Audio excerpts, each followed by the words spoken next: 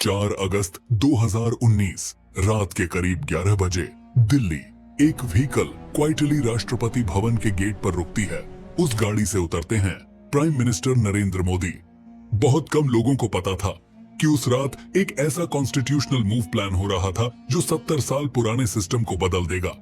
उसी वक्त कश्मीर में कुछ अजीब हो रहा था। पॉलिटिकल लीडर्स एक दूसरे से कांटेक्ट करने की कोशिश कर रहे थे, लेकिन फोन कॉल्स कनेक्ट नहीं हो रहे थे। कम्युनिकेशन सिस्टम्स बंद होने लगे, इंटरनेट शटडाउन, मोबाइल नेटवर्क्स बंद। थोड़ी देर बाद एक एडवाइजरी जारी होती है। अमरनाथ यात्रा तुरंत रोक दी जाती है। डिवोटीज को कश्मीर वैली छोड़ने के लिए कहा जाता है। पूरा कश्मीर समझ गया था कुछ बड़ा होने वाला है, और उस सब का सेंटर था आर्टिकल 370। आइए जानते हैं कैसे आर्टिकल 370 हटाया गया। लेकिन इस दिन की कहानी समझने के लिए हमें 70 साल पीछे जाना पड़ेगा। कश्मीर को अक्सर धरती का स्वर्ग कहा जाता है, लेकिन इस खूबसूरत जमीन का इतिहास उतना ही जटिल और संघर्ष भरा रहा है। ब्रिटिश एरा में जम्मू और कश्मीर एक प्रिंसली स्टेट था, जिसका शासन डोगरा राजवंश के पास था। 1925 में महाराजा हरि सिंह रूलर बने। एक तरफ डोगरा राजवंश का हिंदू महाराजा और दूसरी तरफ कश्मीर की ज्यादातर मुस्लिम आबादी। इसी इम्बैलेंस ने पॉलिटिकल टेंशन को जन्म दिया। 1930 के दशक में शेख अब्दुल्ला जैसे लीडर्स उभर कर आए। उन्होंने पॉलिटिकल रिफॉर्म्स की डिमांड की। प्रोटेस्ट्स बढ़े, उन्हें अरेस्ट कर लिया गया। कश्मीर की सियासत धीरे धीरे अनस्टेबल होने लगी। 1947 में भारत और पाकिस्तान दो नए देश बने। प्रिंसली स्टेट्स को चॉइस दी गई कि वो किस देश के साथ मर्ज करेंगे। महाराजा हरि सिंह ने तुरंत फैसला नहीं लिया। उनका प्लान था कश्मीर इंडिपेंडेंट रहे, लेकिन अक्टूबर 1947 में सिचुएशन ड्रामेटिकली बदल गई। पाकिस्तान की तरफ से पश्तून ट्राइबल फाइटर्स और इरेगुलर फोर्सेस ने कश्मीर पर हमला कर दिया। बारामूला तक अटैकर्स पहुंच गए। श्रीनगर खतरे में था। इमरजेंसी में महाराजा हरि सिंह ने इंडिया से मिलिट्री हेल्प मांगी, लेकिन भारत तभी आर्मी भेज सकता था जब जम्मू और कश्मीर ऑफिशियली इंडिया का हिस्सा बन जाए। 26 अक्टूबर 1947 को महाराजा हरि सिंह ने इंस्ट्रूमेंट ऑफ एक्सेशन साइन किया। कश्मीर भारत का हिस्सा बन गया। इंडियन आर्मी ने तुरंत मिलिट्री एक्शन शुरू किया और अटैकर्स को पीछे धकेल दिया। लेकिन इसी दौरान एक पॉलिटिकल डिसीजन हुआ। Prime minister Jawaharlal Nehru Kashmir issue को यूनाइटेड नेशंस में ले गए। यूएन ने सीज फायर करवा दिया।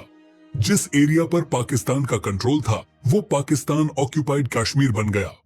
प्लेबिसाइट की बात हुई, लेकिन पाकिस्तान ने अपनी आर्मी कभी नहीं हटाई, इसलिए प्लेबिसाइट कभी हुआ ही नहीं। कश्मीर इश्यू वहीं फ्रीज हो गया। 1949 में जब इंडिया का कॉन्स्टिट्यूशन बन रहा था, तब कश्मीर के स्पेशल सर्कमस्टेंसेस को देखते हुए एक टेम्पररी कॉन्स्टिट्यूशनल अरेंजमेंट बनाया गया। इसका नाम था आर्टिकल 370। इसके तहत इंडिया सिर्फ 3 सब्जेक्ट्स पर लॉ बना सकता था: डिफेंस, फॉरेन अफेयर्स, कम्युनिकेशंस। बाकी किसी भी सेंट्रल लॉ को जम्मू और कश्मीर में लागू करने के लिए स्टेट गवर्नमेंट की कॉन्करेंस जरूरी होती थी। सबसे इंपॉर्टेंट क्लॉज था आर्टिकल 370 को रिमूव करने के लिए जम्मू और कश्मीर की कॉन्स्टिट्यूएंट असेंबली की रिकमेंडेशन जरूरी होगी। 1957 में J&K की कॉन्स्टिट्यूएंट असेंबली डिसॉल्व हो गई और उसके साथ ही आर्टिकल 370 को रिमूव करने का लीगल मैकेनिज्म प्रैक्टिकली खत्म हो गया। इसी वजह से अगले 60 सालों तक कोई भी सरकार इस प्रोविजन को हटा नहीं पाई। कई पॉलिटिकल लीडर्स ओपनली कहते थे आर्टिकल 370 को हटाना ऑलमोस्ट इम्पॉसिबल है। आर्टिकल 35A 1952 में दिल्ली अग्रीमेंट हुआ। इस अग्रीमेंट के बाद जम्मू और कश्मीर को कुछ स्पेशल प्रिविलेजेस मिले। स्टेट का अपना अलग फ्लैग था और कुछ कानूनी अधिकार भी अलग थे। फिर 1954 में एक प्रेसिडेंशियल ऑर्डर के थ्रू आर्टिकल 35A कॉन्स्टिट्यूशन में ऐड किया गया। इस प्रोविजन ने जम्मू और कश्मीर में परमानेंट रेजिडेंट्स की डेफिनेशन तय की, यानी सिर्फ वही लोग जो स्टेट के परमानेंट रेजिडेंट माने जाते थे उन्हें ही यहाँ लैंड खरीदने, गवर्नमेंट जॉब्स पाने और कुछ स्पेशल राइट्स मिलते थे। इंडिया के दूसरे राज्यों के लोग जम्मू और कश्मीर में न लैंड खरीद सकते थे और न ही परमानेंट सेटलमेंट कर सकते थे। 1980 के दशक में पाकिस्तान ने कश्मीर में प्रॉक्सी वॉर शुरू किया। मिलिटेंट ग्रुप्स को ट्रेनिंग और फंडिंग मिलने लगी। 1990 में सिचुएशन वायलेंट हो गई। Lakhs of Kashmiri pandits valley छोड़कर माइग्रेट करने पर मजबूर हुए। टूरिज्म कोलैप्स हो गया, डेवलपमेंट रुक गया, यूथ रेडिकलाइजेशन बढ़ने लगा। सेंट्रल गवर्नमेंट इश्यू को मैनेज करती रही, लेकिन आर्टिकल 370 को छूने की हिम्मत किसी ने नहीं की। 2014 में नरेंद्र मोदी प्राइम मिनिस्टर बने और पहली बार आर्टिकल 370 का मुद्दा नेशनल पॉलिटिक्स के सेंटर में आने लगा। बीजेपी के मैनिफेस्टो में इसे रिकंसिडर करने का वादा भी किया गया था। इसी साल जम्मू और कश्मीर इलेक्शंस हुए। बीजेपी ने 25 सीट्स जीती। पीडीपी लार्जेस्ट पार्टी बनी। बीजेपी और पीडीपी ने कोalition गवर्नमेंट बनाई। मुफ्ती मोहम्मद सईद सीएम बने। बाद में महबूबा मुफ्ती सीएम बनी। लेकिन कोalition में आइडियोलॉजिकल डिफरेंसेस गहरे थे। 2016 में बुरहान वानी एनकाउंटर के बाद वैली में वायलेंट प्रोटेस्ट शुरू हो गए। 19 जून 2018 को बीजेपी ने सपोर्ट वापस ले लिया। स्टेट गवर्नमेंट गिर गई। इस दौरान दिल्ली में कश्मीर पॉलिसी पर सीरियस डिस्कशंस चल रहे थे। प्राइम मिनिस्टर नरेंद्र मोदी और home minister Amit Shah constitutional experts के साथ मिलकर लीगल ऑन ऑप्शन स्टडी कर रहे थे। एक सवाल सबसे बड़ा था, क्या आर्टिकल 370 को लीगली रिमूव करने का कोई रास्ता अब भी बचा है? इस सवाल का जवाब ढूंढने में सालों लग गए।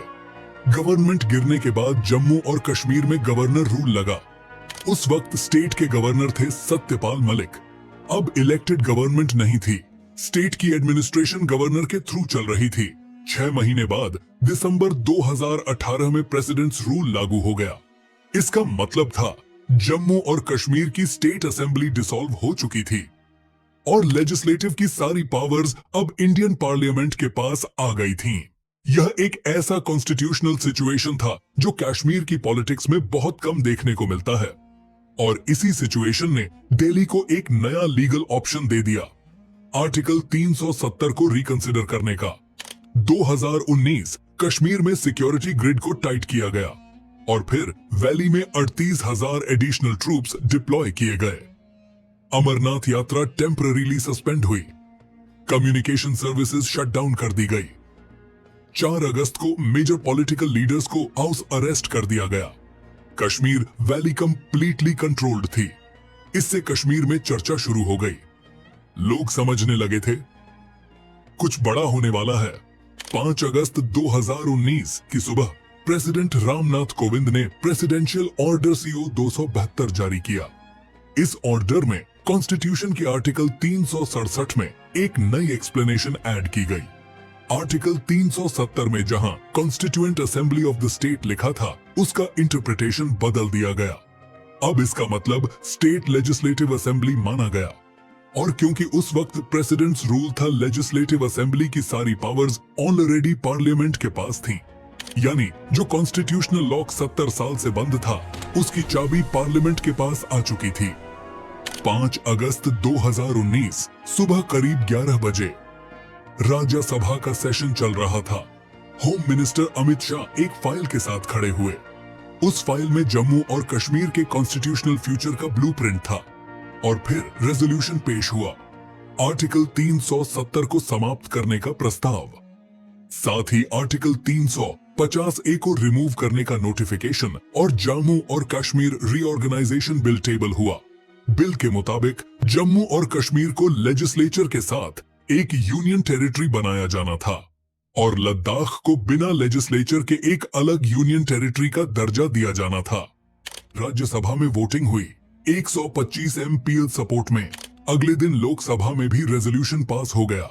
351 MP सपोर्ट में लोकसभा ने भी रेजोल्यूशन पास कर दिया। और उस मोमेंट के साथ ही भारत की पार्लियामेंट ने एक ऐसा फैसला ले लिया था जो 70 साल से ऑलमोस्ट इम्पॉसिबल माना जा रहा था। राज्यसभा और लोकसभा के दोनों अप्रूवल्स के बाद आर्टिकल 370 का कॉन्स्टिट्यूशनल फ्रेमवर्क इफेक्टिवली खत्म हो चुका था।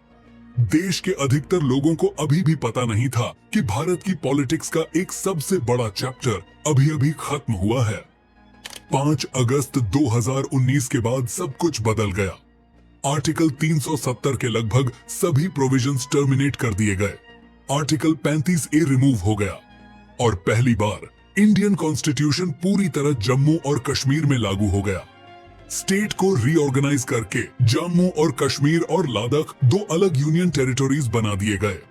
सालों तक कहा जाता रहा आर्टिकल 370 कभी नहीं हटेगा, लेकिन जब सालों की प्लानिंग, स्ट्रेटेजी और पॉलिटिकल विल एक साथ आए तो इतिहास बदल गया।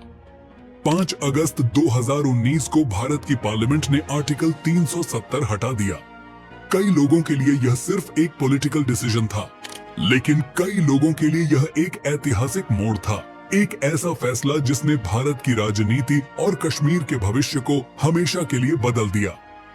अगर आपको ऐसी रियल हिस्टोरिकल स्टोरीज पसंद हैं, तो चैनल को सब्सक्राइब करना मत भूलिए। मिलते हैं अगले वीडियो में। जय हिंद।